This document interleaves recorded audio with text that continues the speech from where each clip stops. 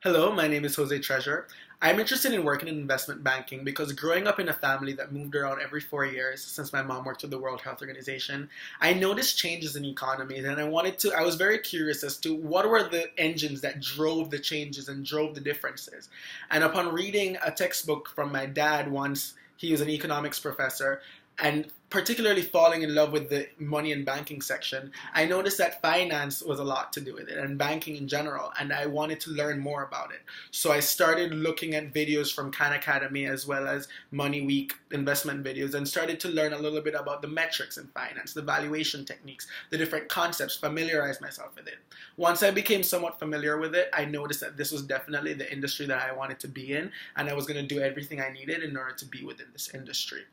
Therefore, I came to Columbia University because it puts me at the forefront of all these Wall Street firms. I'm majoring in financial economics, and I've already taken a financial economics class, which gives me some of the technical expertise that would enable me to be a very good banker. I also started attending networking events and boot camps because now that I had some of the knowledge, the finance knowledge, I needed to have some of the people knowledge and the knowledge of how it is to actually work within the industry. So I attended many of these events, including the Out for Undergrad Business Conference at JP Morgan, as well as the Discovery Day at Citigroup. I noticed that I really did enjoy working with the people and I really push it. It was very competitive, that is very rigorous, and that has always been a part of my lifestyle because growing up in the family that I did, that where both my parents came from the rural countryside of their respective countries, I've always been taught to work hard, to beat others, to excel, and to so in order to drive the trend of upward mobility that's been ever so present in that family.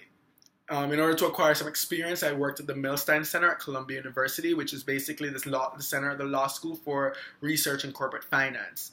That allowed me to get exposure to a lot of the documents and a lot of the information I'd be seeing.